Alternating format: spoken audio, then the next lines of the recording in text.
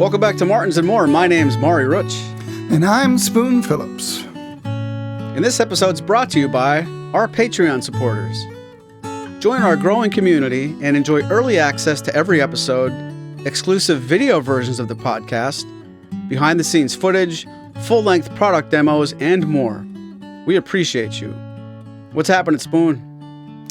Well, it's a nice spring day in between the monsoons, and my laryngitis is slowly going away, so I'm looking forward to singing your praises coming up. Well, I always love that. Even when you had a scratchy throat, when you sing my praises, it's music to my ears. I'm going to try to hold off on too many puns. I think I got a little bit out of control last week, so I'm going to therapy about that. But today's episode, it's a little bit bittersweet. We had a really fun time a few days ago, Bobby and I. And if you haven't noticed by the thumbnail yet, this episode is Bobby Moderow live from the Martin Guitar Museum. Bobby is a dear old friend of mine, and we had every opportunity, or every intention, I should say, to get together with Bobby on the stage and with Spoon electronically. And sadly, we tried our best. We could not get the internet to work where Spoon could have a healthy connection, join in the conversation. So I thought it best we should at least talk about the kind of music Bobby is bringing back to the mainland, the Slack Key music from Hawaii. And I'll tell you as we go through, more literally why Bobby was at the factory. But it's a really fun episode. It's got a lot of Hawaiian feel to it. It's got a real island vibe. And Spoon, I just wish you could have been there. Frankly, I wish you could have been there in person. But I deeply regret the fact we couldn't connect with you and have you interact with Bobby. He did most of the talking anyway. Maybe it's one of those episodes, even if we had 3 people there, it was going to be all Bobby anyway. But I'm really sad you couldn't be there. Yeah, I am too. It's just the way it goes. The internet at the Martin factory really isn't, the Wi-Fi anyway, really isn't designed to handle that kind of intense bandwidth streaming. So it is what it is. So, but yes, I understand that you and Bobby go back, but I've never had the opportunity to meet him, except for like 2 seconds when I would connect briefly and then freeze. But I am familiar with his music, and I've always found Hawaiian music fascinating, particularly Slack Key guitar, and which goes back all the way back to really why Martin and other guitar companies started making acoustic guitars with steel strings in the early 20th century after Hawaiian music came over as part of the Pan-Asian exhibition of 1912 in San Francisco. And America fell in love with the Hawaiian Islands, Hawaiian culture, and Hawaiian music. And C.F. Martin Company was one of the very first mainland manufacturers of ukuleles, and started producing steel string guitars originally for Hawaiian artists that would play with a slide, and slack key referring to the fact that the strings are slacker than they would be on something like a dobro or typical lap steel. And it took years before Martin then moved into steel strings as a regular thing, but that's it really goes back to Hawaiian music. Oh, I didn't know that. I knew the ukuleles were way back, but I didn't really make the connection as far as Slack Key. And believe it or not, we really tried to talk about what we're going to talk about at the factory, and completely forgot to talk about a very recent, unique custom shop instrument. And before you give it away, maybe we can make a trivia question out of this. I'll go back maybe 2 years. Which guitar was recently introduced in the past couple of years and has a serious connection to the Hawaiian vibe we're talking about? Think of that, and we'll let you know when the episode's over. Does that sound fair? That sounds fair. I'd also add as a hint that they just released a second instrument based on that first one. Does that help anybody figure it out? Doesn't help me, but I already knew.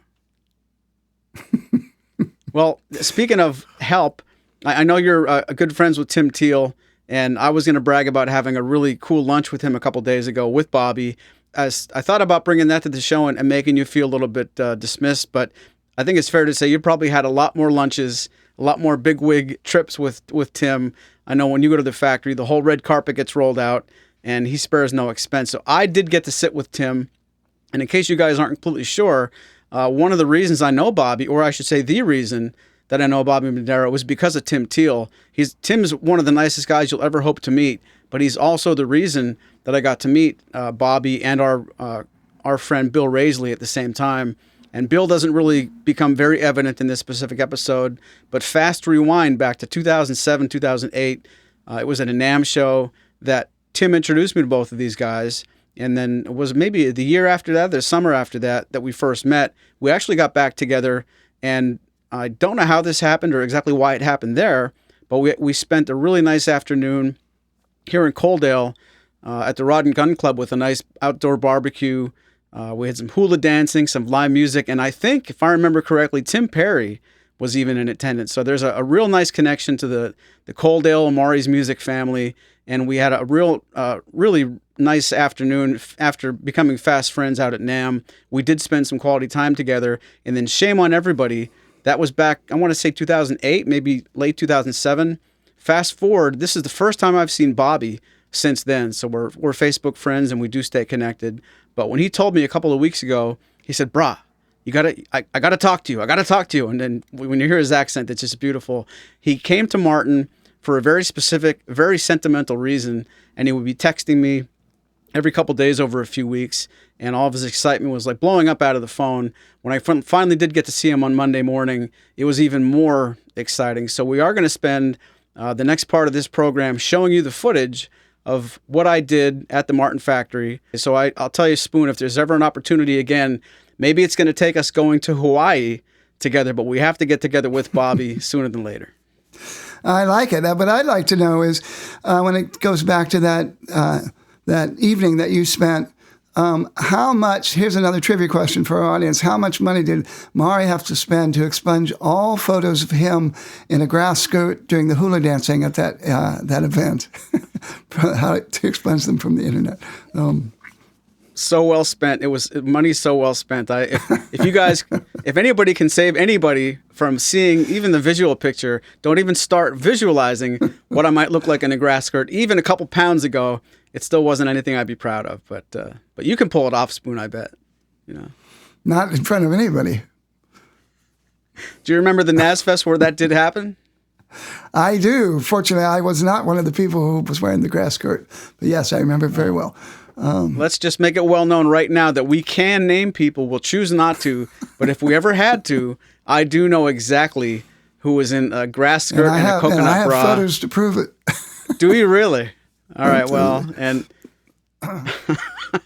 boy, I want to say it so bad, but I shouldn't, but I won't. But contact me if you want to know. And I'm talking about guys, by the way. I don't know who you're talking about. But guys and gals, but yes.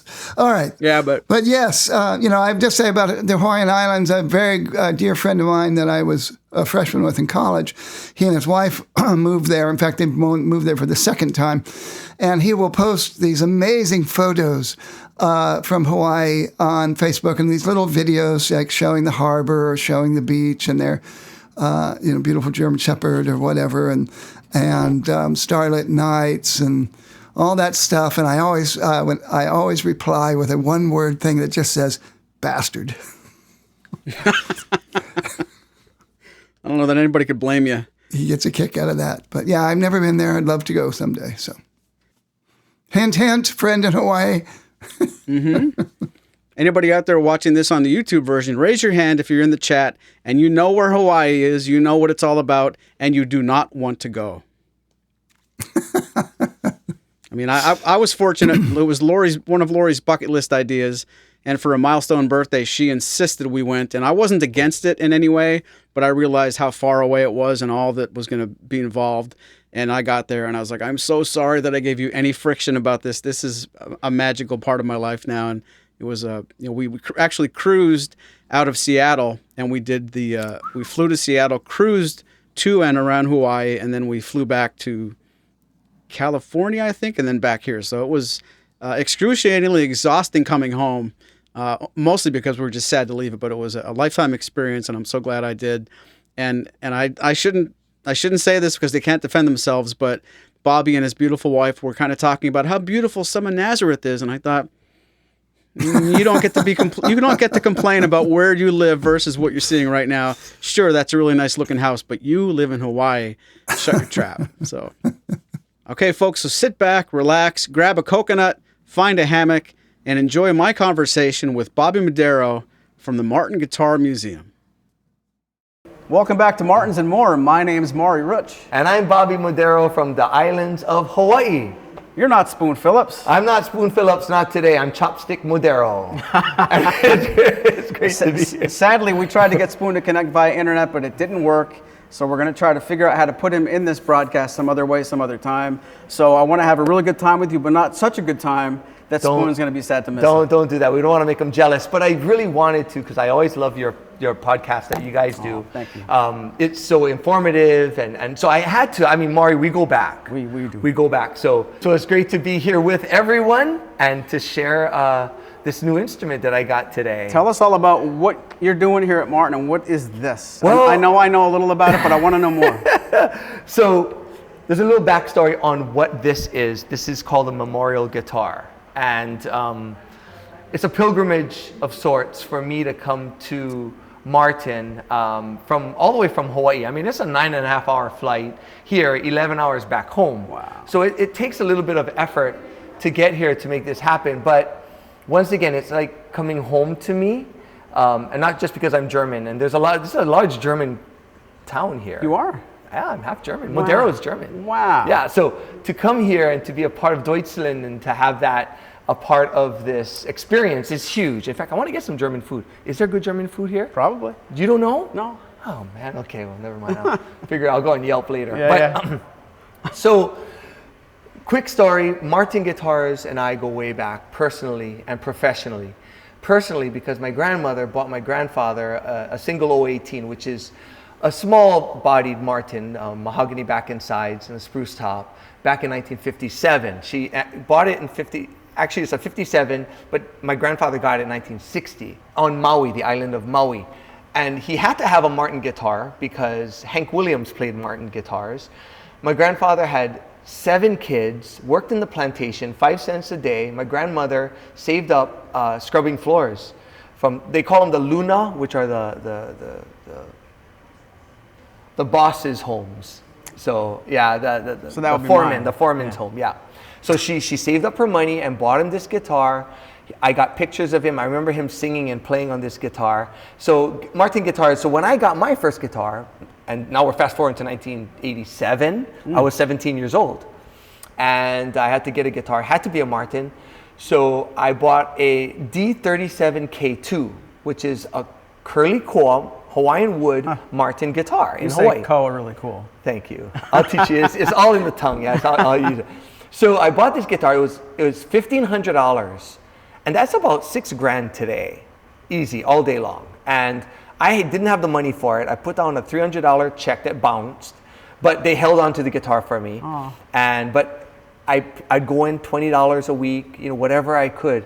And there was a 30-day layaway. It took me 6 months to pay off. And I got to know everybody in the shop, and they all took care of me. And I bought the guitar. I learned how to play from one of the last Slack Key. So Slack Key is an indigenous way to play the guitar in Hawaii. It predates the blues. It predates a lot of American music, if not all of American music.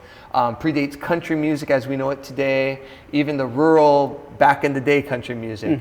So remember now, this style of music is indigenous to Hawaii. So I had to learn that style of music from my home, although I'm what we call koko ole. Koko is blood and ole means none.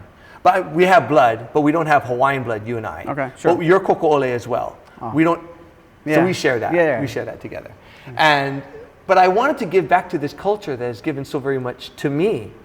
So I had to learn how to play this style of music. It's hard to find a teacher, if you're not of Hawaiian blood, to learn this style of music. I found one man. His name was Raymond. Say it with me. Kaleo aloha poina ole o helemanu kane. You don't have to say Raymond. It. Raymond, yeah, good job. And Kanye, I think you could say Kanye. that. Kanye. Not Kanye. That's a whole different, yeah, it's a whole different artist. So you told me we were going to talk about Kanye. You promised. Kanye. That's so bad. So I learned how to play Slack Key guitar. I was 17 years old, learned how to play from this beautiful man. I became his protege on this Martin guitar. So through the years, I've had a bunch of Martin guitars. I love all guitars. I'm an equal opportunity lover of guitars, but the Martin guitar has always been very close to me. So when my mom and dad were with me when I got my first, did my first album with my band, we came out with 4 albums. We have a local Grammys called the Nahoku Hanohano Awards. Very prestigious awards. They're a discerning panel, and they listen to your music, and if they feel you befitted, they'll give you an award, and we have this huge gala. It's an amazing thing. And to be a part of it, as a person that has no Hawaiian blood, all of our albums, our first album was Hawaiian Album of the Year. We've won Group of the Year, Favorite Entertainers of the Year. Every album has won. Wow. So I'm very honored to be part of Hawaii, to be a part of the culture, to be a part of that fabric that is music, that is Hawaii. And it brings aloha to the world. And that's why music has been so very special to Hawaii, and how we shared our music with the world, and how it caught on to what we now know is popular Hawaiian music. Wow. About popular music in America. This guitar is a memorial guitar from my mom and dad, who passed away a couple of years ago. And they always wanted to build me a guitar. Never did. And they left me a little bit of money, and I commissioned the custom shop, to build this guitar. It's based solely upon a D45 Martin. So it's a D45 Martin here. Pretty much golden era spec.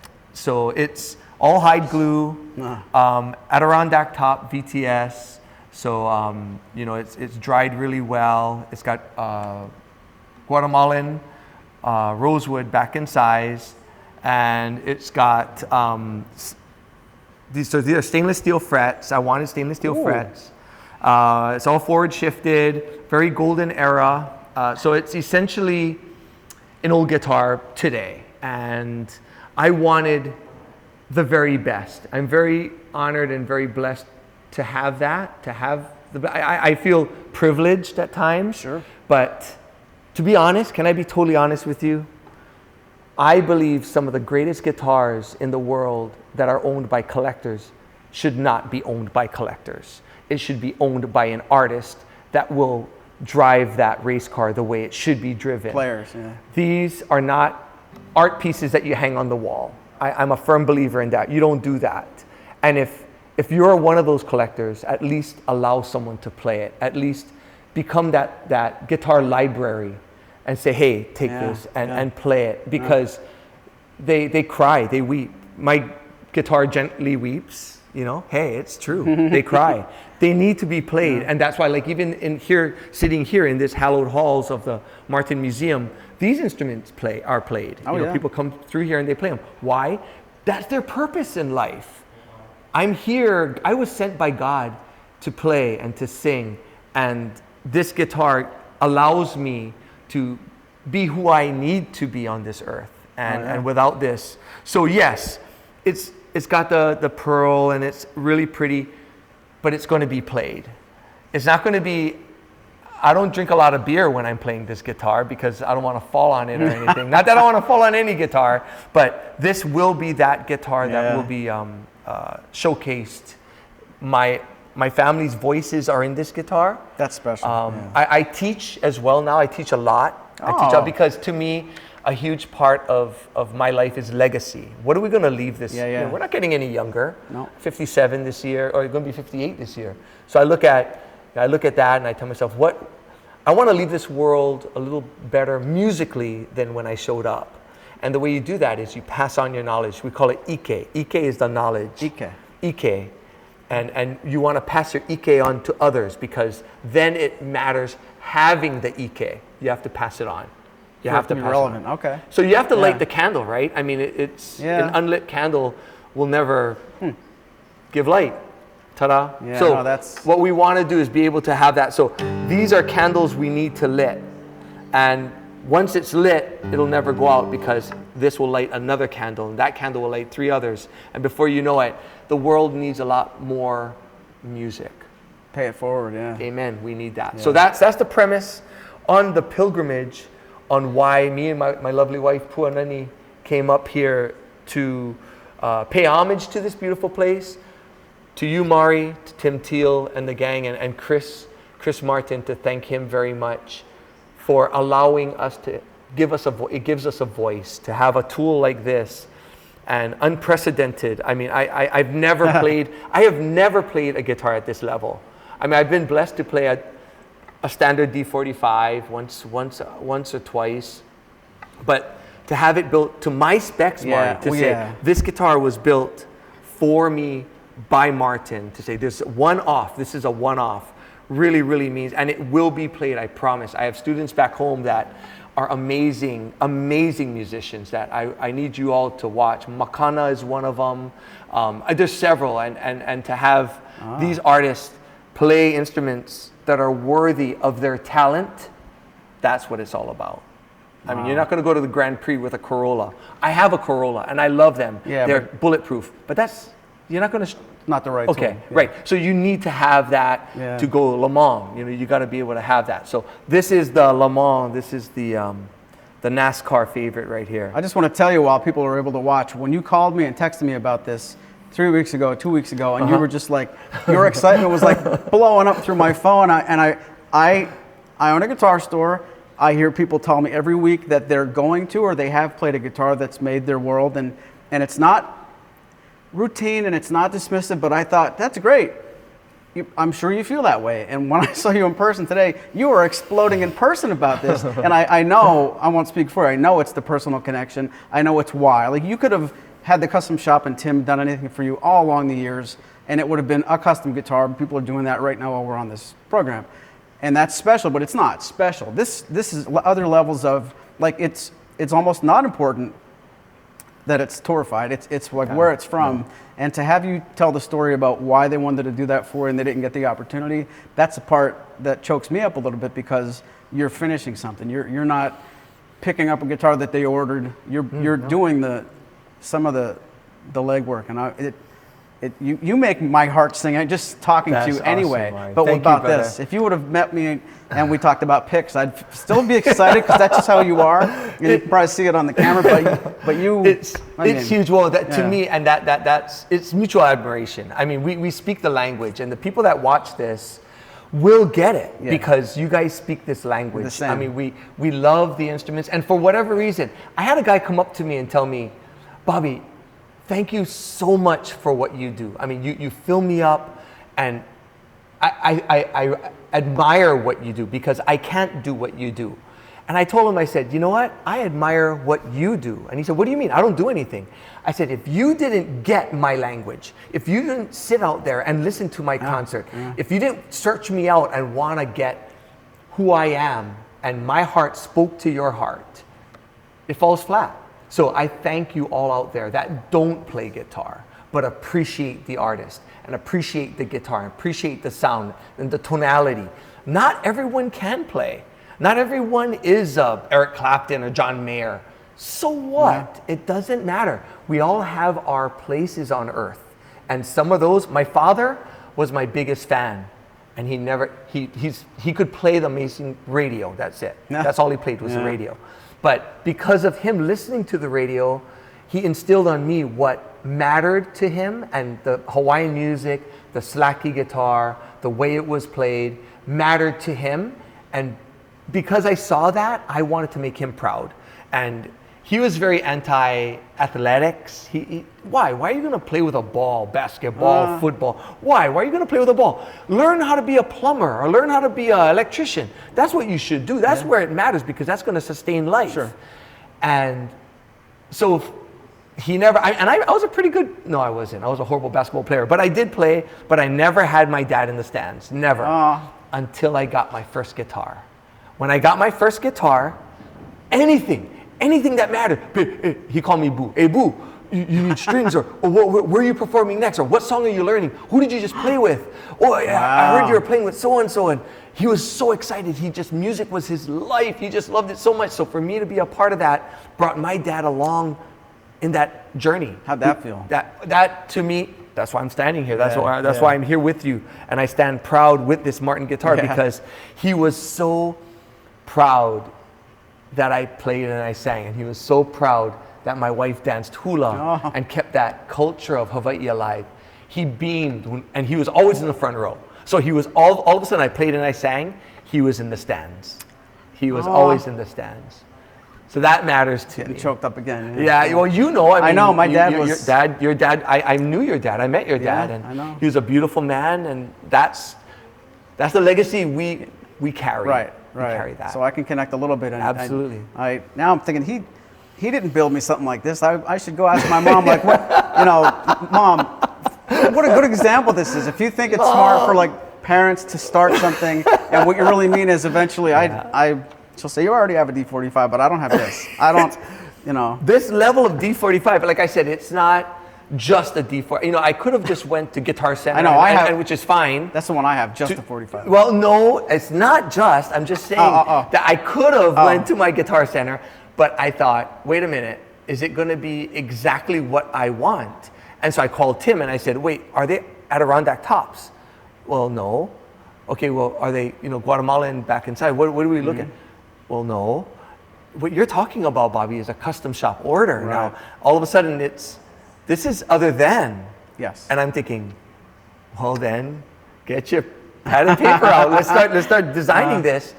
And so him and I were the ones that designed this guitar. I just wanted the points of what mattered to me. What would be that perfect guitar? What would be that perfect, that perfect instrument? And because that's what the custom shop's for. If you're watching this, talk about being inspired. If you think this is attainable, it is. If you have the same idea and you're watching this program now or a year from now, make yours, don't make Bobby's. No, you can sit there and right down to the pins. I want the liquid metal gold pins with the inlay Paua shell, so it matched here, here, the gold here, and even the strap is gold. So the continuity, and that's, to me, my father was a huge proponent on devil's in the details. Everything is all detail oriented. His job, his work, he was a contractor, landscape contractor, and it was all detail oriented. He said, that's what matters in life. Yeah. It's not a matter of how well, you sing or you hit the note. It's the tonality, it's everything else that comes into play. The way you play the guitar, really get in there and really make every note matter, make every note count. Because later on, you're going to look back at your recordings, especially, because once they're set in stone, you can't change them. Be happy with what you hear. And that's the details. Yeah. And that's what this guitar is. This guitar is all, and like I say, even down to the koa binding, I had to have Hawaiian koa binding because being from Hawaii, you have to have that wood. So I had that on here.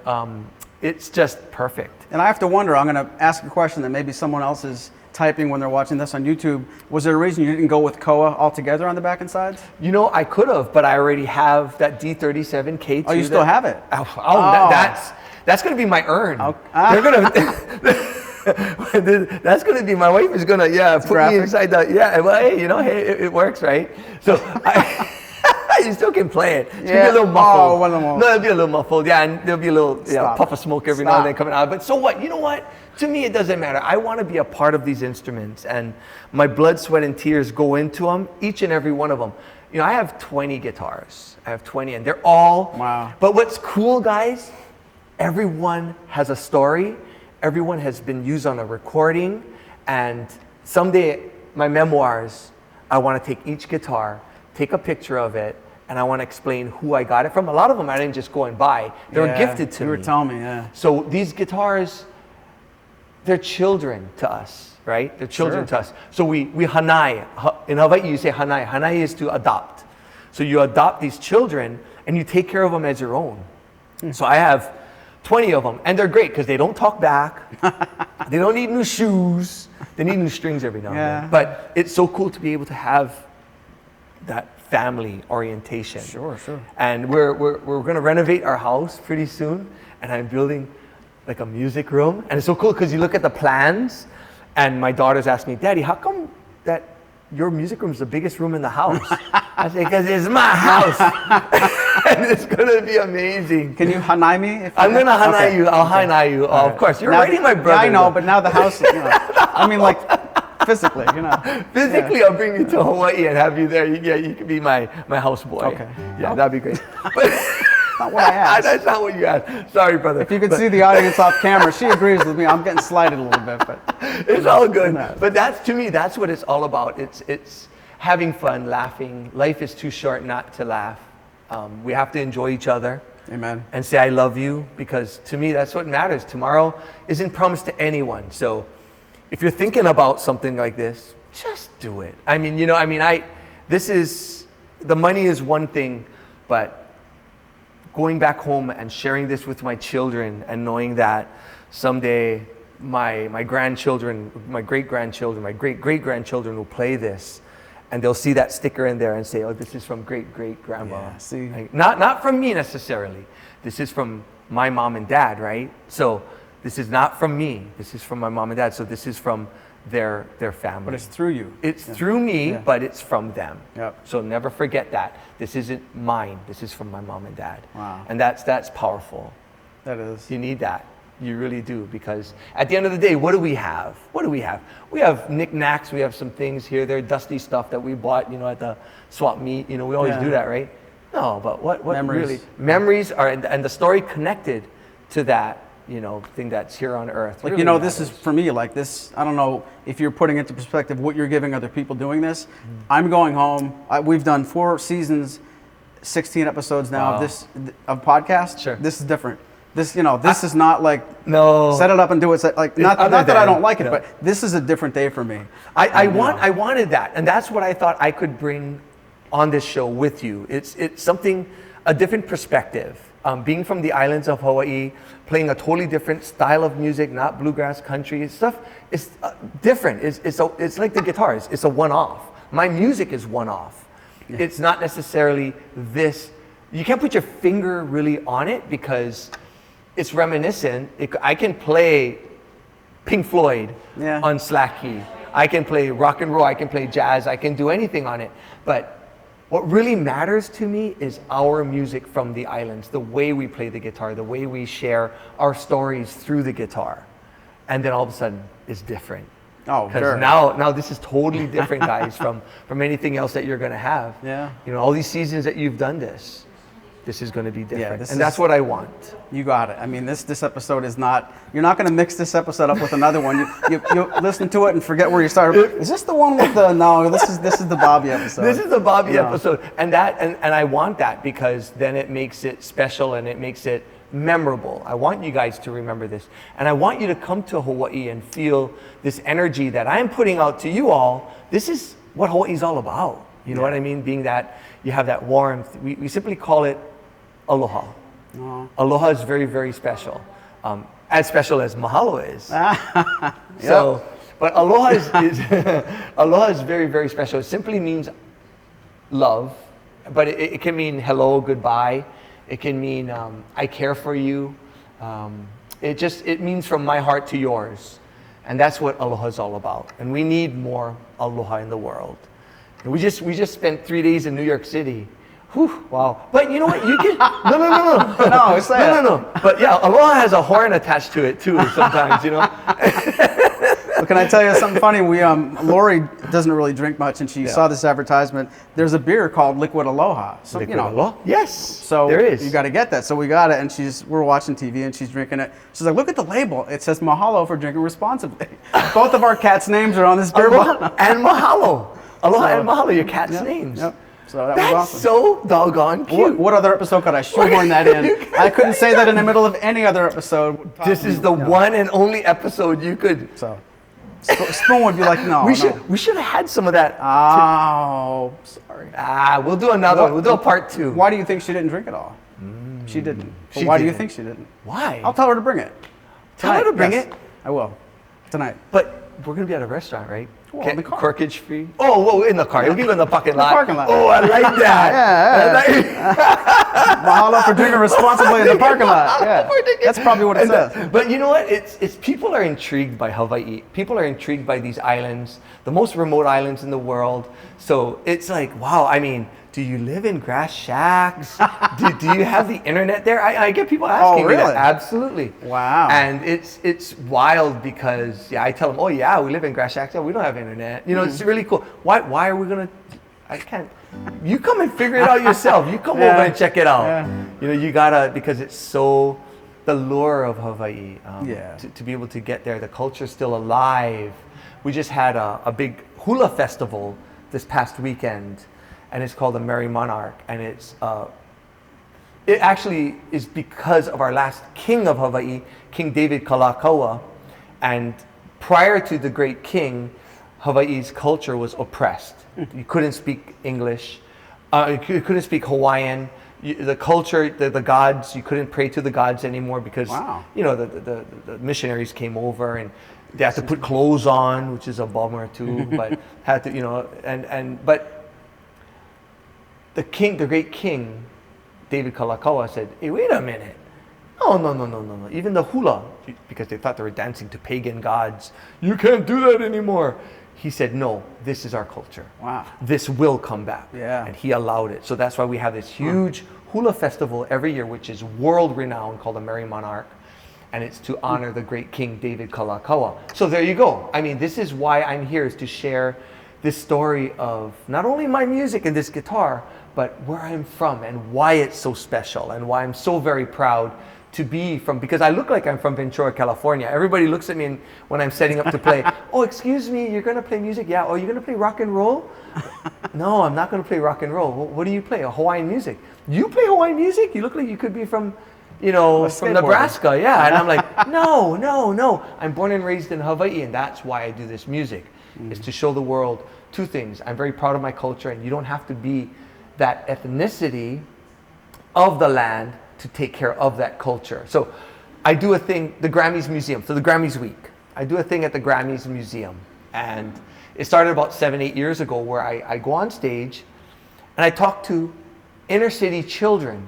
So we're talking kindergarteners to high school seniors. Okay, they come in, they file in, about 250 of them, an hour. And the first year I did it, I was scared out of my skin. Wow. I mean, what are you going to talk to kids about for an hour? And I didn't even know. I was bamboozled into They said, Bobby, tomorrow morning, can you meet us at the theater in the Grammys Museum? Yeah, how come? Oh, just meet us there at 10 o'clock a.m. No, what is this for? Oh, you're going to do a forum, but it's going to be great. So just bring your guitar. I said, for what? I said, look, I don't play this game. What am I doing? They said, no, just be there. So I show up, and they said, by the way, it's inner city kids. What am I going to talk to them about? So the curator of the museum, nice guy, Skylar. He comes out and he goes, hey, Bobby, so I'm going to introduce you. I said, oh, right on. He goes, look, go sit down because it's going to take me some time. I said, good, because an hour, I don't want to be standing up here for an hour. No. Go sit down. I'm going to take some time out there. He goes out there and he goes, hey, kids, you guys ready? How's about a big hand for Uncle Bobby Moderow? And walks off the stage. That's it. He comes out, he goes, high five. I'm like, no high five. Who's your buddy? I thought you were going to talk story. So I went out there, hey, kids, hi, I'm going to talk to you about Hawaiian music. And they look at me like, what? Wow. By the end, I figured it out. I said, you know what? I looked out at this diverse, all these children out there. And I said, you know what matters, guys? You look at me. I'm a white guy from Hawaii. They laugh. I said, look, I take care of my culture. I'm not Hawaiian, but I take care of my culture because why? The culture is taking care of me. So maybe you guys could learn someone else's culture and you could take care of them and they'll take care of you. I said, see that black kid over there? The kid waves like, hey, uncle. How's it? See that Asian kid over here? I want you guys to talk after. Maybe bring your food, change your food, meet their families. And to me, that's when we take care of each other. That's nice. We need to learn how to take care of each other more, being diverse. Oh, yeah. We got to come together more. Yeah.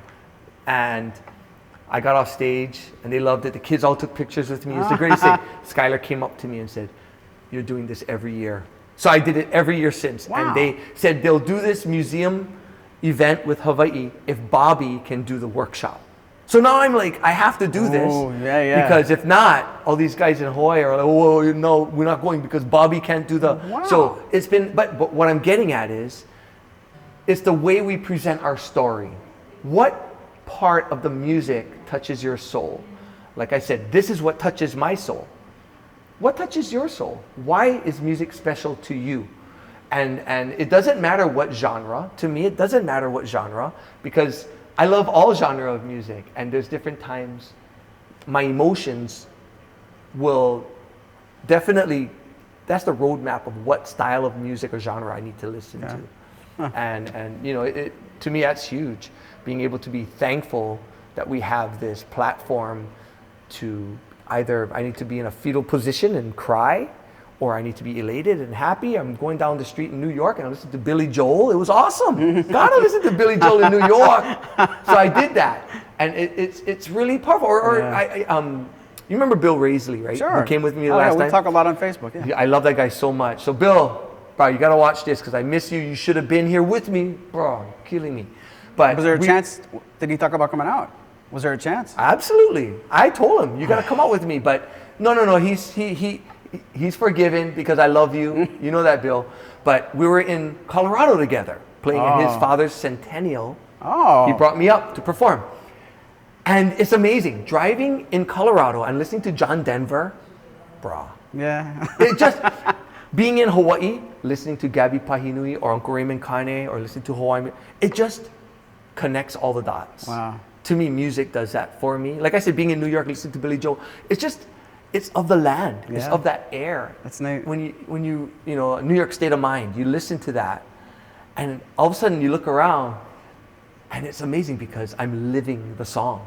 It's like a soundtrack. I'm living. It's the soundtrack to the. That's why I tell people I'm playing the soundtrack to my land in Hawaii. I play that soundtrack, and that's what music does for me. I love that so much. Oh I can't let you say that for the 5th time without making you play something. Will you play that guitar for us? Oh gosh, please. You don't have to tell me. So this is a song that was written by my mentor, Raymond Kaleo Aloha Poina Ole O Helemanu Kane. You got to say his whole name. And this was a song that he wrote on Nanakuli Beach, which is on the west side of Hawaii.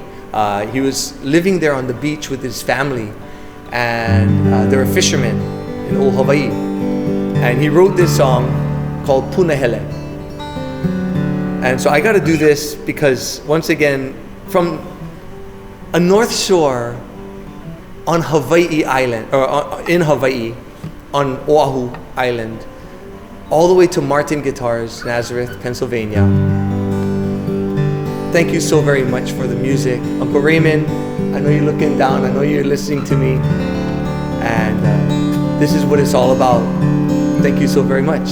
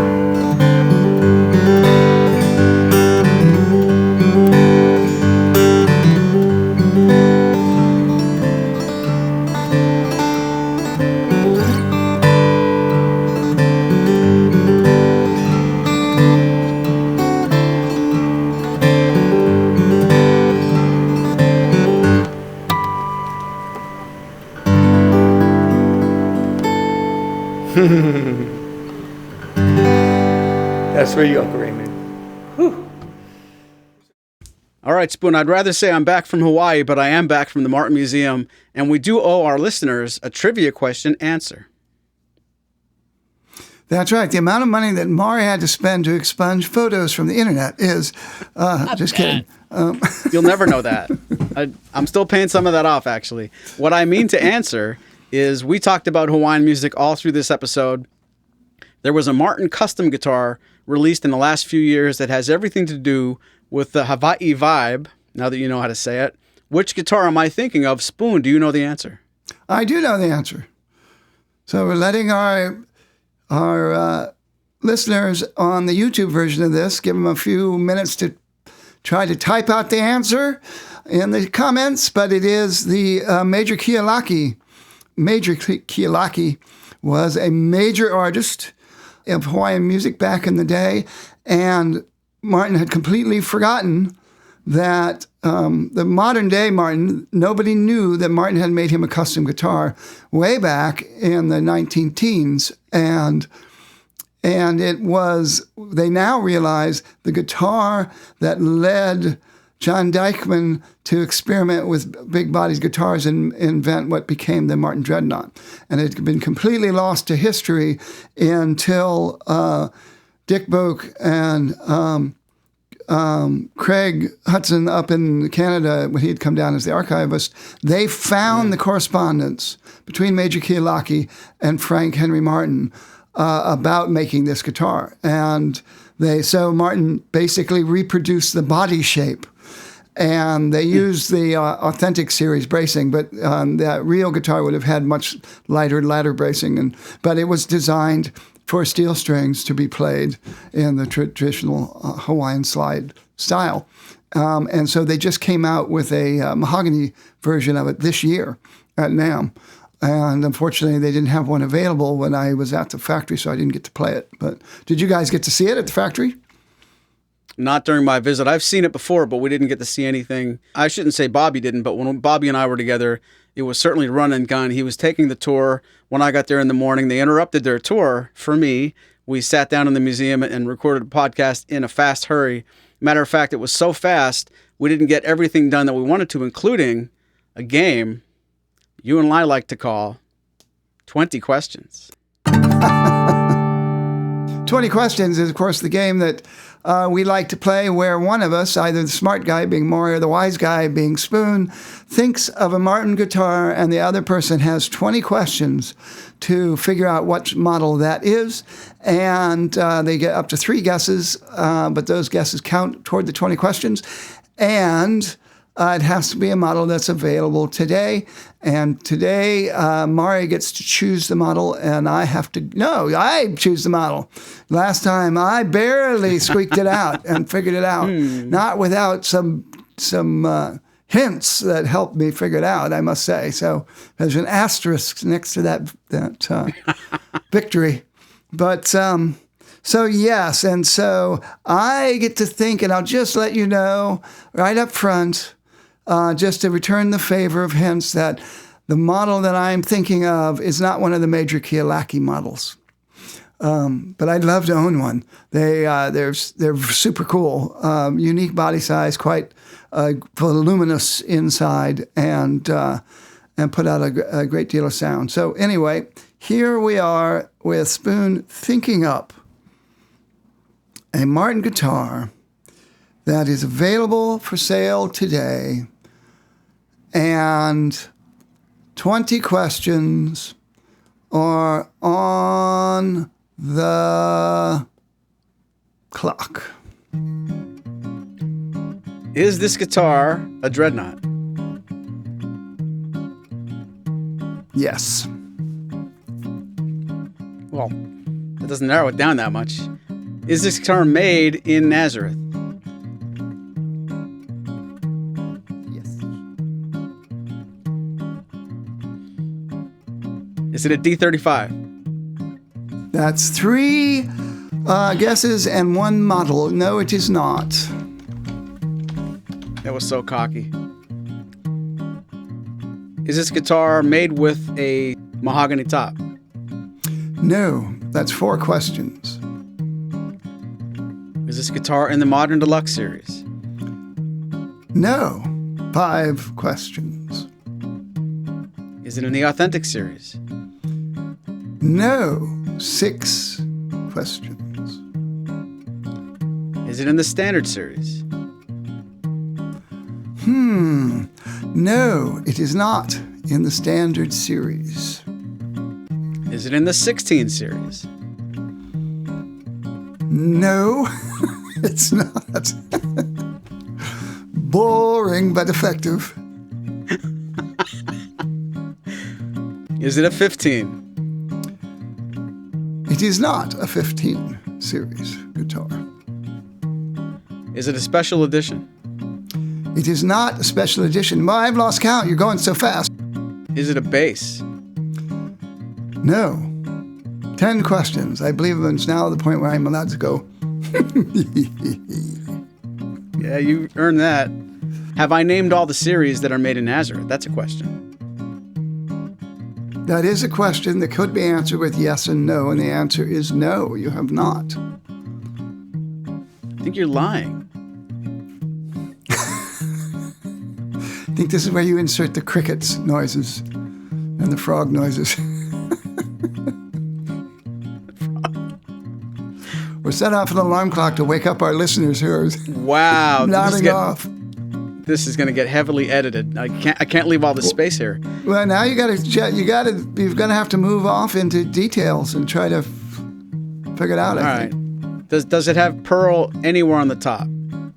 It does not. Is it rosewood back and sides? It is not. Is it a mahogany back and sides? It is. Mahogany back and sides. Is it a D18 satin? It is not. That's officially in the Standard series. So wait a second. How many we're up to now? When I do this, I do keep count. I keep all my I know. I've been slack. It's been so long. I've been slack keying off. We had a problem last week where I mistakenly thought something was made somewhere and I figured it out wrong. I want to ask you, is it a junior? It is not. That's a great question. But the juniors are not made in Nazareth. So that's 15. That's what I forgot last week. If you're watching this on YouTube, have you figured this out minutes ago? I'm totally stumped. Dreadnought, mahogany, spruce, Nazareth, not an 18, not a special edition. I'm going to admit that I don't remember where this is, what series I this said is nothing from. about spruce. Nobody asked anything about spruce. You just asked about mahogany. On the top. But you just asked about mahogany. You never said anything about spruce.